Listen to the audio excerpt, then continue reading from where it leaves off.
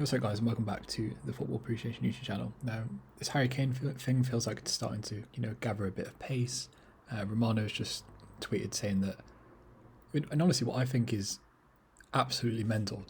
Apparently, Man City are willing to offer 100 million for Kane, with apparently Sterling, Laporte, or Jesus apparently being, open to that deal or in that deal. And apparently, Tottenham are not interested in this, but if I was a Tottenham fan, or most importantly, if I was Daniel Levy, I think this is an amazing deal. And I've seen Tottenham fans moaning about it as well. Like, to me, this is incredible. If anything, Man City are getting ripped off here. Like, look, don't get me wrong, Harry Kane's an amazing footballer. Like, I love Harry Kane. I remember like a few years ago, all the XG guys were trying to write him off and say he was rubbish.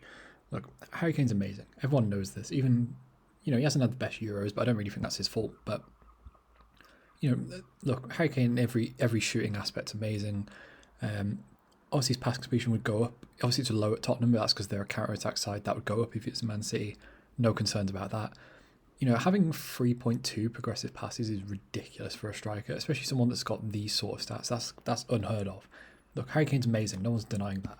But if you're a Tottenham fan, right, or even if you're a Man City fan, this makes no sense for either of you. Like, Man City already have last season based on goals for, they had the most goals for, and expected goals for, they had the most. They're already a great attacking side. And if you're Tottenham, I know Tottenham finished 7th in the end, but based on expected points, they're the 10th worst side in the Prem, and that's with Harry Kane. So it's not like Tottenham are screwed without Harry Kane anyway, because, look, I'm not saying that it wouldn't be hard to replace Harry Kane. Of course it would be. But if you're getting £100 million and one of Sterling, Laporte, or Gabriel Jesus, I feel like that's a pretty easy problem to fix, albeit their new manager crisis is a mess. But are you really telling me if they sold Harry Kane for 100 million and went and bought a centre-back, or sorry, bought like a replacement and then got Aymeric Laporte or Sterling or Gabby Jesus, are you telling me that's not better? Genuinely, if Man City offered, if I was a Tottenham fan, right, and Man City offered like 20 mil plus Jesus and Laporte, I'd take that. Like, look, Gabby Jesus isn't the perfect striker in the world, but he's more mobile than Kane. He's younger than Kane. He's a better presser than Harry Kane. He's better on the ball than Harry Kane. He's nowhere near as good as finishing, obviously, but he's more versatile as well. He's a more versatile guy.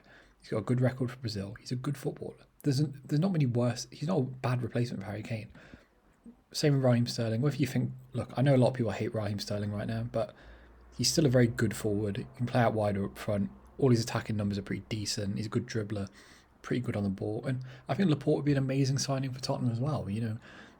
Incredible on the ball. I get that it's helped when you're playing for Man City, but he's still a really good defender. And I think he's shown that at the Euros. And there's not many good left-footed centre-backs out there. And let's just say you did add Laporte and Jesus instead of Kane and then got a bit of money. Are you telling me that's not a better Tottenham side? Especially under a new manager who maybe will get the best out of Dele Alli. Are you really telling me that's not a better Tottenham side? But with the amount of injuries Harry Kane... by the way, I thought he had more injuries than this, by the way. I thought Harry Kane would actually have more injuries than this. I know this is a lot, but I thought he'd have even more, honestly. But if you're Harry Kane... if you're Tottenham, you're looking at the amount of injuries he's got. He's overplayed. Is he 29, Harry Kane? I think he's 29, right? No, he's 27. Well, he's about to turn 28. So he's 28, Harry Kane. He's overplayed. He's got so many injuries. You're getting 100 million and potentially one of Jesus, Sterling, or Laporte. You have to take that.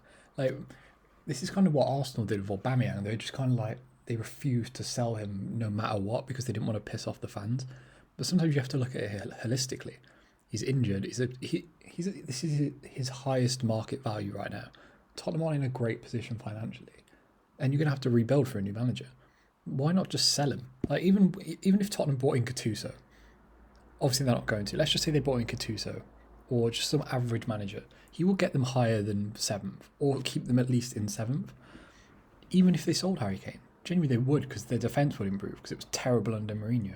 I think people undervalue this Tottenham squad, even without Harry Kane. Let's just say Gabby Jesus was the replacement.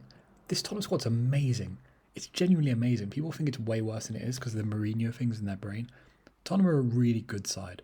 And look, again, Harry Kane's an amazing player. And I get why you'd want to keep him as an ego thing. But Daniel Levy's job isn't to appease the fans. It's to run the football club properly. Harry Kane doesn't want to be there. You're getting 100 million guaranteed plus a player. it's just a great deal. Like, this is Man City don't even need him; they're just buying him because it's a flex. You know, to me, this is them just forcing Harry Kane to stay isn't good for anyone. You know, there's no winner in this apart from Daniel Levy's ego. But yeah, that's my take on it. Let me know what you guys think in the comments. Subscribe to the channel because why not?